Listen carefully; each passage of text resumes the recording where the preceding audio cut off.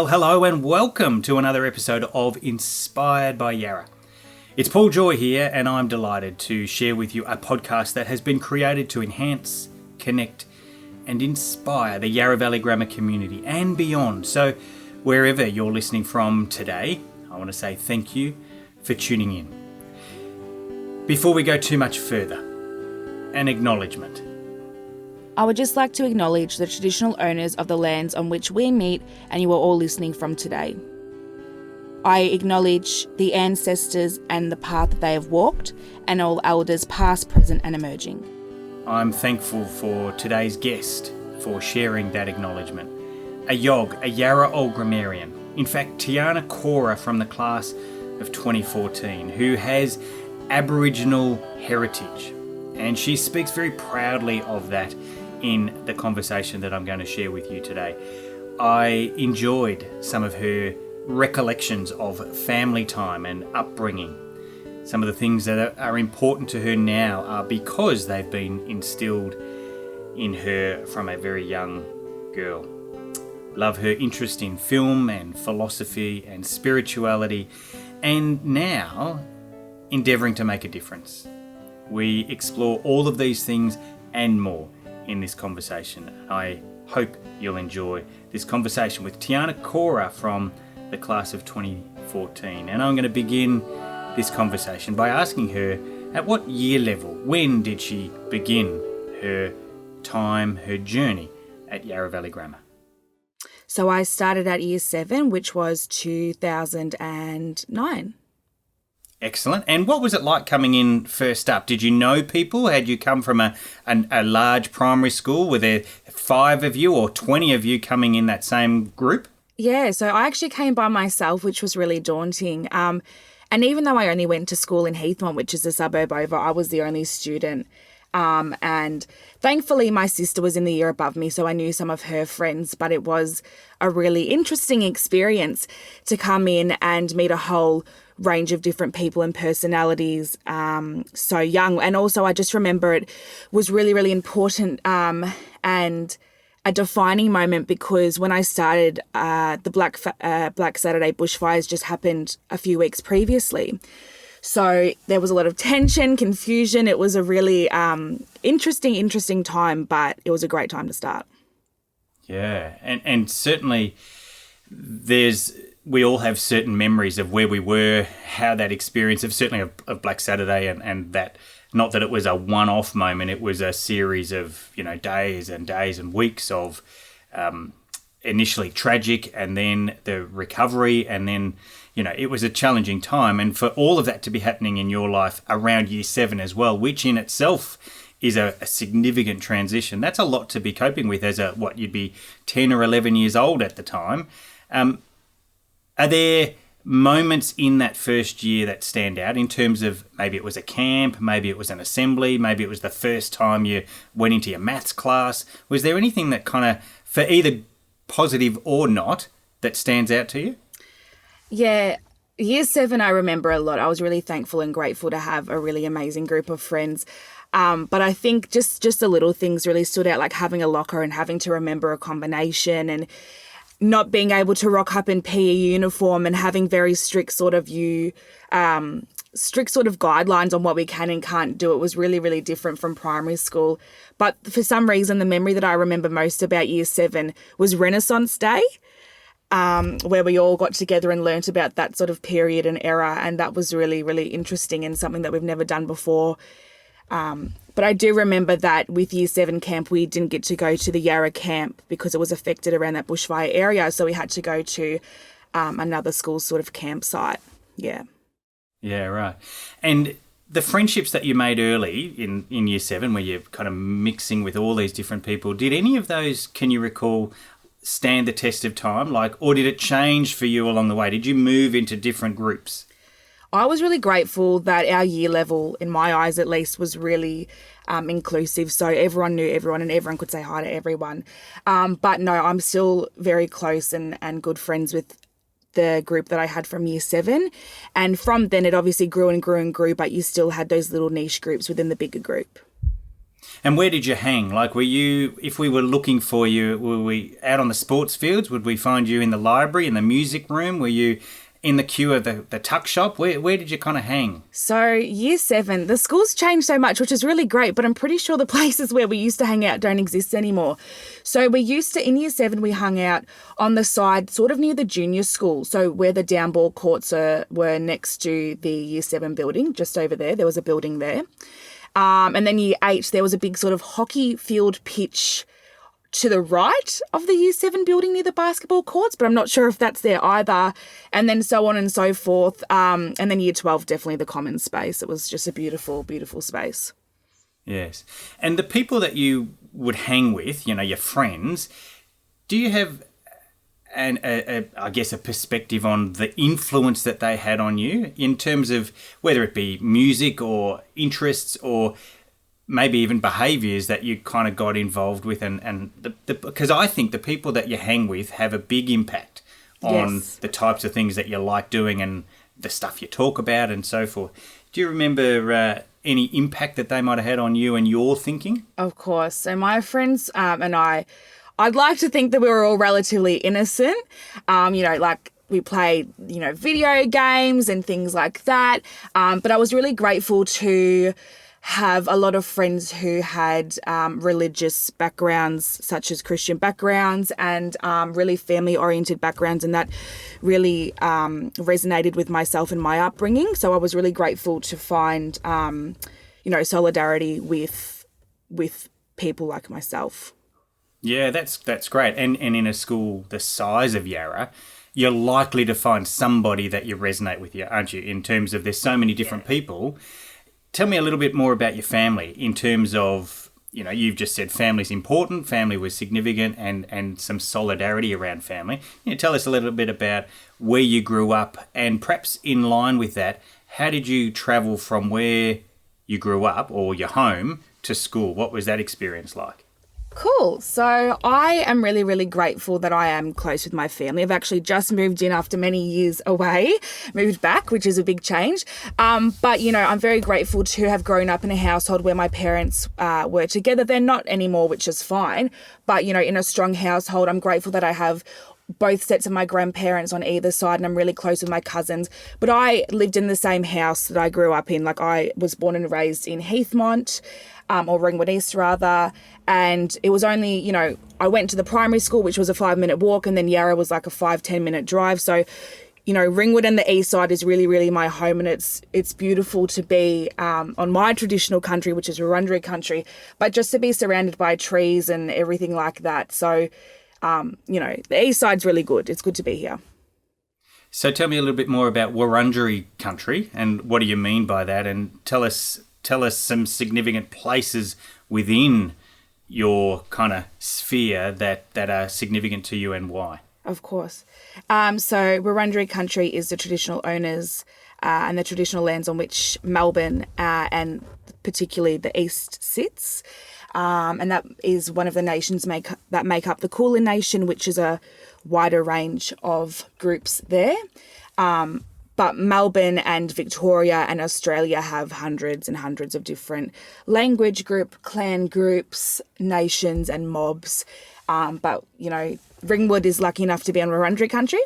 And that travels from Melton to Craigieburn Way, all the way to Melbourne, all the way out to Warburton. So it's very, very vast and has a lot of places of cultural significance, which is really amazing. If anyone wants to go and explore that, I highly recommend doing so.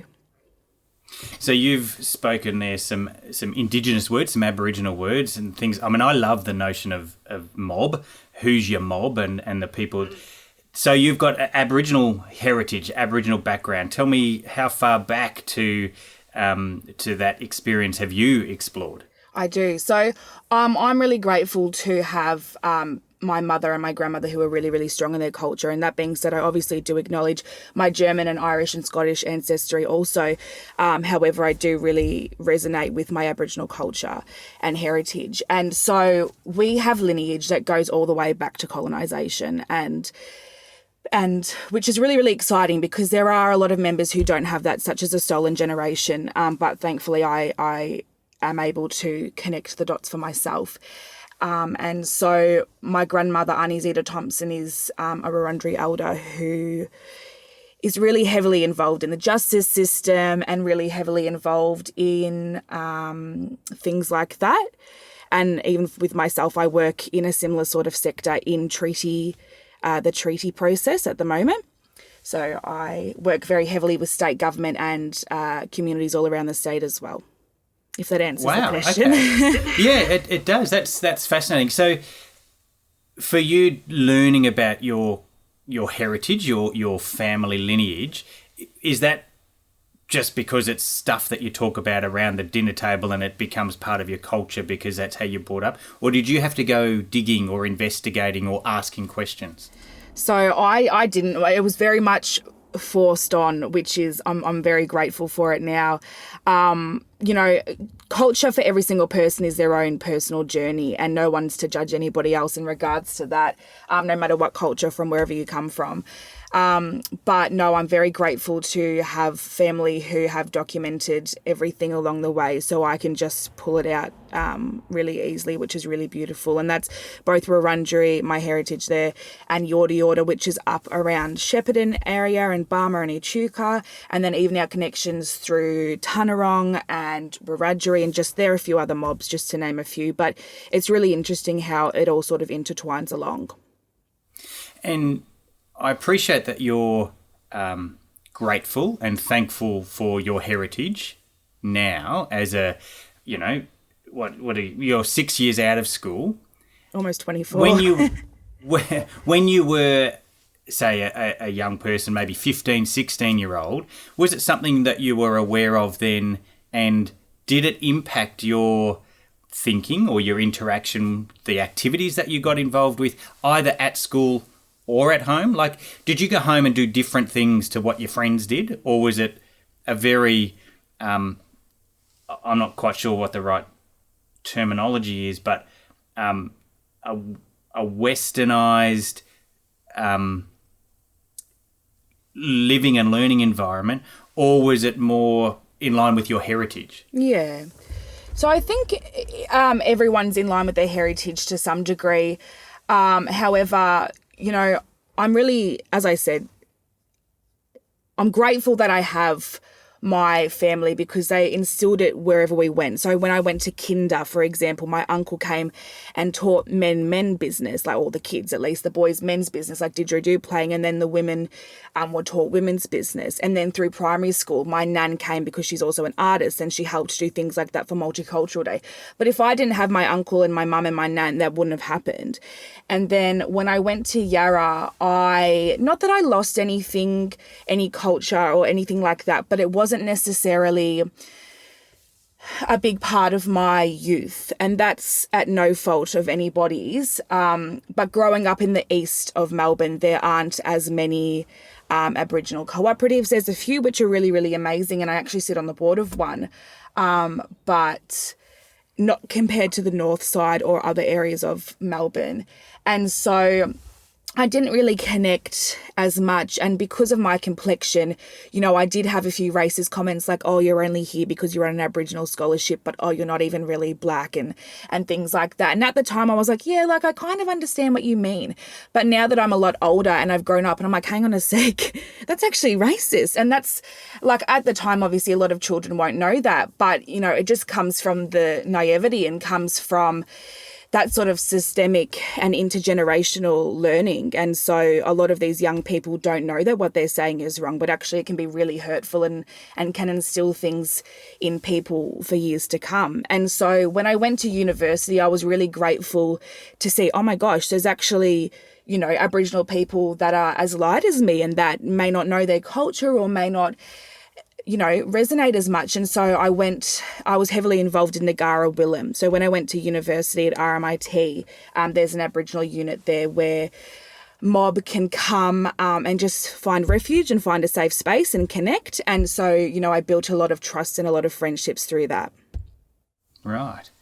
And so your learning obviously continues to grow and evolve as you I guess as your interest continues to be piqued and you learn more and you associate, and now by the sounds of it, your work also is in some sense as an advocate for your mob and your people. And tell us a little bit more about that work and what that looks like. And can you tell us what's your title? What's your role? Of course. So I'm currently a project and engagement officer. And so I've been doing that in my past few workplaces as well. And so that basically just means that I advocate, I do a lot of project work, and that's where my heart lies, and that's where I really enjoy and what I'd say where my skill set lies as well. But yes, engaging with community, consulting with community and things like that all around the state. So that's what I do. So if you're doing really well in your role and you do really well for the next 3 years, what do you hope to have achieved? Like, what does society look different? Are there different conversations being had if you and your colleagues get it, just the way you want it? So at the moment, Rev, we're in a really, really important and exciting time because the state government have committed to discovering what treaties look like. And so I previously worked at the Victorian Treaty Advancement Commission, and they were funded by the Department of Premier and Cabinet, which is a state government. Their job was to establish a representative body of Victorian Aboriginal traditional owners to negotiate a few different things with the state government. And this isn't necessarily treaties, but it is what it could look like. So I now work for that representative body, and the three things that the members who I support, their job is to set out. They are to find and to develop a self-determination fund, a treaty authority, and a treaty negotiation framework. So eventually, the end goal is treaties for mobs, treaties with the state government. This is what we're hoping to achieve. And I may never see treaties, you may never see treaties, but it's for our children and our children's children and their children's children. And in saying that as well, for our ancestors who never got to see the day.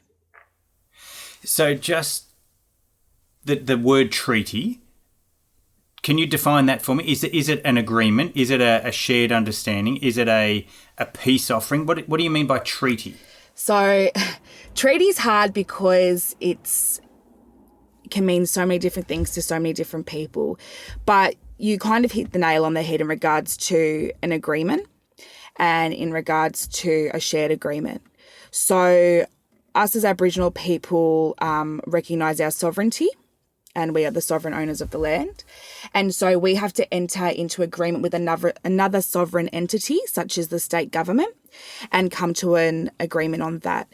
And so, as I said, we don't know what it's going to look like just yet, but that could be water rights, that could be reparations, that could be language revival.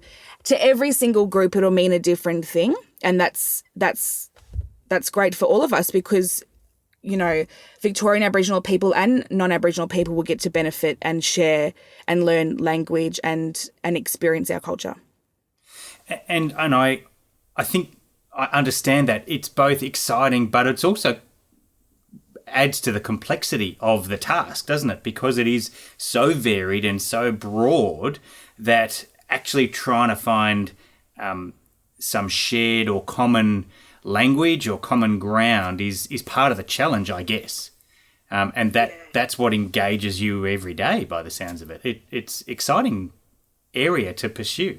It is very much so. And that, as you were saying, one of the biggest complexities is the community's relationship with the state government. And, there's been a lot of distrust since, and a lot of things that government or government entities have said they will commit to and then it hasn't happened. And so this is a really big step for Victorian Aboriginal people, because whilst the body now that I work for, which is the First Peoples Assembly of Victoria, whilst we are separated from government, people still associate it with that sort of trauma and that, that trauma. Yes. I wonder, this is more a personal response than a work or a mission almost that you're engaged in. And that is I think you mentioned before that one of the things that you appreciated when you first came to Yarra was people who celebrated their own heritage, and you had that from home, but also family and also a faith perspective. And one area that interests me but challenges lots of people is the notion of Indigenous faith or Aboriginal faith and Aboriginal spirituality, and how that can fit in or mesh in with, for example, a Christian perspective. Can you talk to that for a moment and kind of share maybe part of your experience? I definitely can. And as I was saying, culture and religion as well and faith is a very big journey for everyone. Like I even have faith tattooed on the back of my arm, and that's because, it's something that something that's really, really important to me, and I think grounds me personally. But in regards to Aboriginal culture, we have what we call Dreamtime stories and our own creator spirits, and each sort of region has their own creator spirit. So, for example, the Kulin Nation, which Wurundjeri sits in, we have Bunjil, the wedge-tailed eagle, and we also have Wa, which is the crow. And then, for example, one of my other mobs, Yorta Yorta, up in northern Victoria, we have Bayami, which is a serpent. And so all of these different creator spirits mean something different.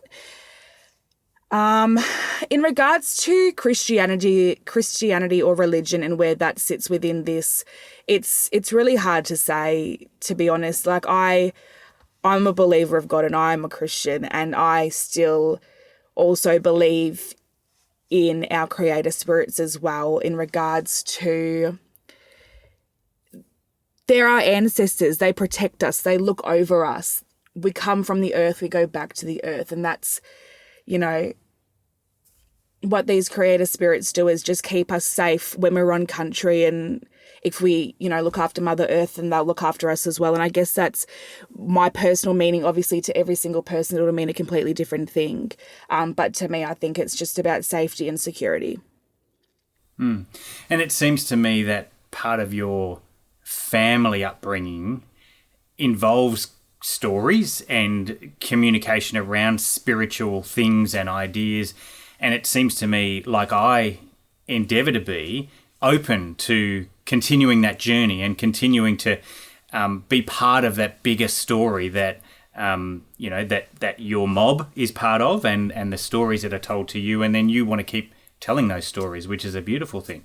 I think that's marvellous. I wonder, in terms of connection with your colleagues at the moment, are all of the people who you work closely with, are they all Aboriginal heritage, or is it kind of,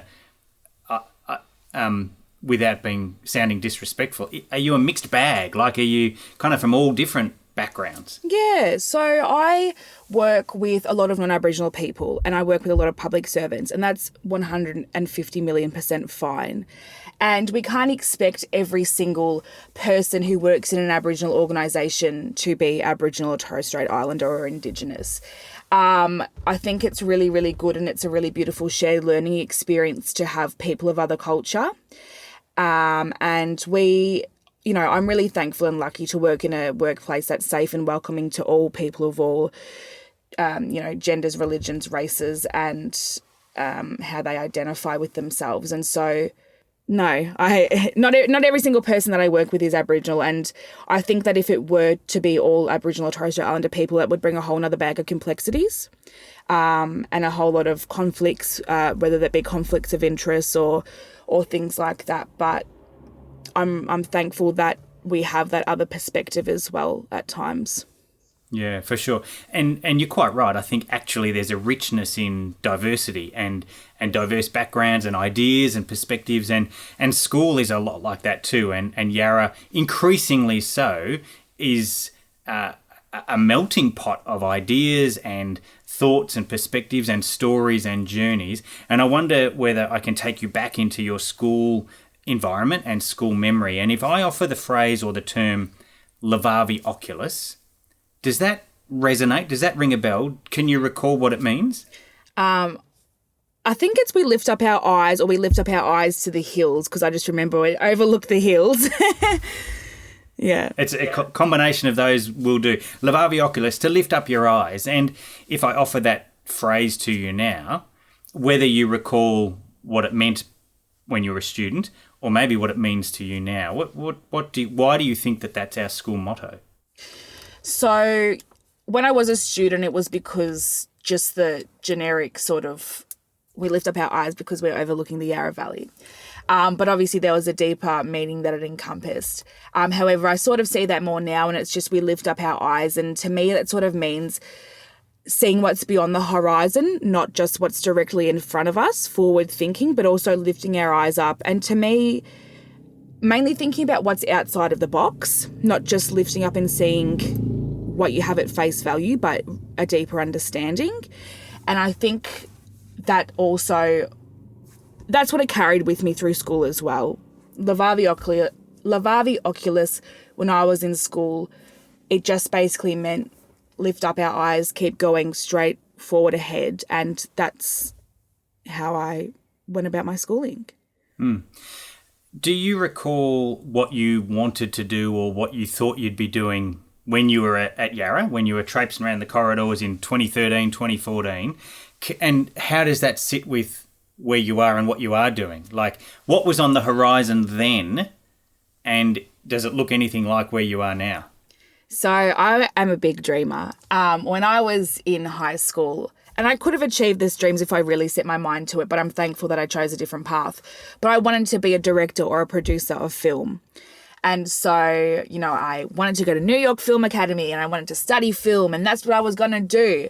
And then I was like, hang on, I need to also put bread on the table. So what am I going to do about this? And so my passion still lies in film, and I still really, really love it. But that's where I saw myself then. When I finished school, I went into public relations, and that's what I studied. And I absolutely loved it, and loved the marketing side of it, and loved the what makes people do what they do and responses in regards to that in the public relations sector. And so from there, I learned that I loved projects, project management, project work. It was where I find my passion. Yeah, wow. And now, if you look to the horizon, what's next? You know, if everything goes really well for the, 5-10 years, are you still in Australia? Are you still in the work that you're doing? Are you still living at home? What are you doing in the next 5 to 10 years? Well, definitely won't be at home. I'm trying my hardest to save my pennies to buy a house. But happiness is the ultimate goal, and I think it should be for a lot of people, but for me, it definitely is. Career-wise, I'm an incredibly career-driven woman. When I studied public relations, I only did an advanced diploma. I didn't do a full uni degree, and I'm so thankful that I didn't, because it gave me the pathways and the journeys and the connections to end up exactly where I would have been if I did a degree. And so I worked my way up since high school, since I finished. And so ultimately where I see myself, I would love to be, it's really, really hard, but I would either like to be a senior public servant in regards to projects and executive directorship and things like that, or potentially going down the consultancy path as well. That's exciting. And part of it, and clearly we're benefiting from it now, is your ability to put some words together and share story and share your own ideas and perspectives. And so public speaking is something that you're clearly developing and getting better and better at.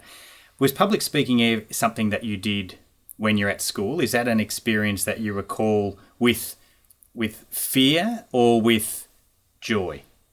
I find a thrill in public speaking. So I know that when I was in school, I was pumped about it. But that being said, I think also when you're at that age and you're just, developing into who you really are, I was a really sort of self-conscious teenager. And so it also came with a lot of fear as well. But now I know that fear was super duper unnecessary. However, I didn't public speak as much as I probably would have liked. I just spoke when we did orals in English and things like that. Yeah, sure. In your day-to-day life now, is there an app or a tool or a habit that is really important to you that, it's a regular, and something that you might even recommend? I think, yeah, so something that I would recommend is definitely having a work-life balance. That is something that is a must, and that even resonates back to school. Having a school-life balance is super, super important. And I think that'll help you excel in all sort of aspects of career and home life if you do that for what works best for you. But in regards to app, there's nothing that I don't know. I'm a stubborn type of person. So I'll go and do what I need to do, and no one can tell me how to do it, unfortunately. Uh-huh. So what does success mean to you? What does that look like? So success ultimately just means happiness. And I know that may be really cliche, but honestly, that's all it is. Like, I can say a million times over, I want to earn this amount of money and I want to earn that amount of money. And I know that I will. If I want to earn X amount of money, I will do so. But that's ultimately not what's going to bring me happiness. It will bring me a sense of security, which will bring me happiness. But I think it also comes from and stems from mental health and mental wealth. Absolutely. Tiana, what are you doing in your life now to create balance? Because I love the role that you've got. I love the work that you've got. I love the mission behind that. But maybe what I love even more is that idea that you are striving for balance. Now, whether it's actually balanced and, it's even on both sides, but at least there's a sense of it can't be all just work and it can't be all just play. But when it's not work, what's happening for you? What are you doing? How are you looking after yourself? So I've just moved back in with my mother and my younger brother and sister. And that comes with its own challenges, but it also really grounds me. I was recently living in Reservoir and Thomastown in the north side, and that's great and it's awesome. But I just needed to be back home. I think for me, I'm a big nature girl, and as much as I don't like bugs and I'm not the best at camping, just being one, as I was talking about with Mother Nature, and just taking my shoes off and walking that path that our ancestors walked, but, like that our children will walk. So I think for me, just being out in nature is really, really important. And thank goodness we're right near the Mount Dandenong Ranges and things like that. But I'm also a water baby, so just going and sitting by the beach. I tend to deactivate my socials a lot because they distract me mentally, and they just, as everyone will know, there's a lot of negativity on there as well. So just getting rid of that, but also knowing when to just stop and knowing when to sort of calm down. And that's what I have been doing and developing, is just learning to shut down and say, it's okay, it's enough, done, relax. They're wise words, because our society and lots of parts of our society are pushing us for more and more and driving harder and harder, but actually that's creating a level of tension and stress and maybe disappointment. And so the idea of being able to switch off is that's a real skill, or maybe even a craft that we need to develop and keep growing in ourselves. So keep up with that. It's a good ambition, I think. I wonder whether I might launch into a little section of this conversation that it's almost quick fire. So what I'm going to do is throw some questions at you and see. Some of them will cause you to go back and think. Others will be, be right on the top of your head. So quick fire round. We're speaking with Tiana Koehrer from the class of 2014. Tiana, what house were you in when you were at Yarra? Arnott. Now, were Arnott any good back in your day? Yes, Arnott and Annals were really competitive. I'm pretty sure we came out on top a few years, but it was a close call. I'm fascinated by your interest in film, and I wonder, is there a film that you would recommend, whether it be an Indigenous perspective or just a film, a good feel-good, or a story that you loved? What's a great film that we might go out and watch? Oh, okay. Look, I have a whole list of films on my phone and I'm trying not to reach for it. But look, I'll recommend one that's close to home. It's called The Women of the Sun, and I highly recommend it.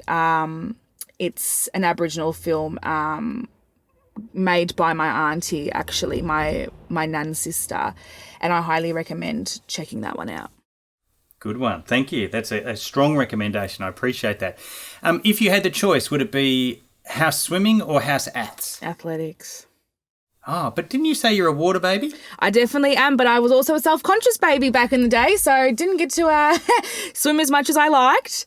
No, I was a shot putter all the way.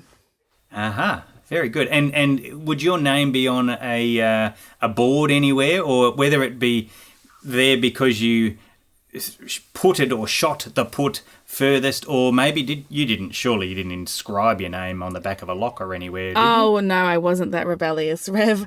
I was actually looking through, I can't remember what the book's called, but it was like the end of year book and it has everyone's photos, and there's a photo of me shot putting in there, and I know I have all the little ribbons from Aths Day, but no, I didn't make it anywhere far. Tiana, what was your first car? Okay, my first car was a 1996 BMW, and it was called Jesse McCartney. Ah, I see. Is there a story behind that? Jesse McCartney was like my love back in the day. He's like a singer. But Jesse, my car, and that's, yeah, just made it up. And it was beautiful, old blue BMW, but it didn't get me too far. When you were at school, what would we likely find in your lunchbox? I actually was trying to think about this question. Look, I'm going to say LCMs because LCMs were the best. But I used to go to the CAF a lot, and the CAF pizzas and the CAF chicken schnitzel burgers were like absolutely out of this world, and I crave them to this day. Very good. You've spoken a little bit about the idea of film and therefore performance and maybe storytelling. Were you one to get up on stage in a musical, or were you more likely to be in the audience watching? Was there a particular performance that you remember, whether you were on stage or maybe as an audience member that really resonated with you? The production that I remember the most was Grease, and obviously I wasn't a lead or anything like that, but that was just the most beautiful and fun experience, from the drama camp to the performances to the hustle and bustle backstage. But I was involved in every musical I could, whether it's on stage or behind the scenes. Fantastic. Do you play music, or was it you just enjoyed being part of it with everybody else? I tried everything. I played flute and I played piano at school, but I definitely wasn't that good, no. Is there a place, and I'm actually going to refine this to Australia, is there a place in Australia when we are able to travel again in our country, where is a place that you would recommend that we go and explore? And perhaps what should we look for if we go there? Okay, there are two places that just come to mind straight away, and they're actually both in Victoria. The first place is Warrnambool. I absolutely love Warrnambool so much. I think it's the most beautiful, relaxing getaway, the hot springs, the water, the clarity. It's amazing. And the second place is actually just near Sky High in Mount Dandenong. There's a little path that you can walk down, and when you go at night time and you look up your eyes to the hills, Levavi Oculus, you just see the whole entire city all the way from basically like Altona, Point Cook, all the east, all the city, and it's the most beautiful, beautiful thing. Fantastic. And, you know, as I say, eventually we'll be able to go and explore those places again, and we certainly look forward to that. I wonder whether you can tell us a little bit about a particularly memorable moment at Yarra. Now, it might be getting a result. It might be a piece of work that you submitted that you really worked hard at, that you're proud of. Maybe it was a time when you scored the winning goal, or you shot the winning basket, or you played that musical note just better than you ever had before, and it was a really proud moment. So as much as I'm not an academic, I am proud of everything that I have achieved at Yarra, whether it's a 30% on a math test, because as many teachers can attest to, I'm not a mathematician. But there's two things that really stand out for me. Again, I can never nail it down to just one. The first one is just being in philosophy class with Mr. Manning. That class, every single lesson, I remember everything about it. It just opened my eyes to a world that I never had thought. So there's no particular moment. I remember arguments that we've had, as in the students and debates, but that class, but also Deb. Deb was, and still is to this day, one of my best memories of my whole entire life. So when you say Deb, doing the Deb? Debutante ball, yes, being involved in that. It was just from the dance rehearsals to the limo to everything. It just makes me so excited. It's beautiful. Yeah, that's great. Let me just take you back to philosophy and Mr. Manning for a moment. What is your interpretation or your understanding of how he lost his finger? Oh, I've heard so many stories and I don't know. Like, I honestly, I can't remember one particular story, but it makes me laugh. That's something that I completely forgot about in my memory, and for you to bring that up, that's actually so funny. But no, I can't even think. Probably a shark attack or something really dramatic. Like, that's what I'd say. To be fair, I think I've heard a number of different versions, and each time I feel more and more convinced that must be the right one. And but who actually knows? Who knows? Tiana, I wonder whether as we head towards wrapping it up, and I really appreciate the generosity of your time, who or what inspired you while you were at Yarra? There's 3 or 4 people that really, really inspired me. I was inspired by myself to finish and get out of there, not in a disrespectful way. I loved Yarra, and I hopefully one day can send my kids to Yarra, and that's in all honesty. But I just wasn't an academic. But there's a few teachers that inspired me. Mrs. Etheridge and Mr. Swan inspired me because they had a real passion for their craft and their art, and it was really amazing to see how dedicated they were. But then Mr. Schumann and Mr. Guzman, I believe Mrs. Duncan now maybe, but Mr. Guzman and Mr. Schumann inspired me because they taught me interactive digital media. So they taught me subjects that would help me get me further in my career. Fantastic. And actually my last question is requiring you or asking you to answer the question and then answer the question. And that is, what question do you really wish I had asked you? Ooh. Okay, the question I wish you had asked is, I was listening to a few of the other podcasts, and you said, what's a phrase or something that really helped you or stood out? And I had them and I planned them in my head, so I'll answer those. There's 2 things, again, can never just have one. The first one was actually that I got in school from Miss Vanderzil, who was the counsellor. And we were talking about careers and things like that, because I think that was before Miss Chia Dooley, if she's still there, but came along. And I was struggling and I was anxious, and I said, I don't know what I want to do. All these people are going off to uni. I'm not smart. I don't get it. And I don't know what I want to do. And she said, maybe that's because the career or the job that you want doesn't exist yet. You can make up your own. And I thought, oh my gosh. And that's honestly, those words have stuck with me, and they've inspired me in every single aspect of my job they have. So that's the first. Wow. Yeah. And the second one is from my old manager of my old job, when I worked in alcohol and drug and mental health and did projects in that aspect. And this I think can resonate to people at Yarra a lot, but also resonate with anybody. I was, again, me being a stressed and anxious about work, and I was sick, and I was like, I need to go home, but I need to get this stuff done. And he's like, Tiana, are you going to die? No. Is anybody going to die? No. Then it can wait. The world is not going to end. And I said, oh, it's so simple, but it's so true. Wow, they're very powerful. You're quite right. And by the sounds of it, 2 very wise statements that you've clung on to and have served you well over the journey. Yes. Tiana Koehrer from the class of 2014, thank you for sharing a little of your journey and your experiences. It wasn't so bad after all, was it? No, it was. I'm very, very grateful for everything that Yarra had to offer me. Yeah. A final parting word of advice or perspective or thought, something that you wish you had been aware of while you were still at school, or maybe even now as a day-to-day activity or endeavour, something that you think is the opportunity to share with everybody? When I was at school, I wish someone had told me it's not the end of the world if you get a bad ATAR, or obviously, I don't even know how to say this. Obviously, I know that people need to strive, but what I wish someone had told me, that it's not the end of the world. If you get a bad ATAR, if you get a bad score, it's okay. There's better things to come, and that every single opportunity that you miss or don't get leads you to something bigger and better. I'm a big believer in that too. I like your message there, and that is whatever happens today, we can wake up again tomorrow and we can try again, and we can find new paths and maybe even paths that nobody even knew were there.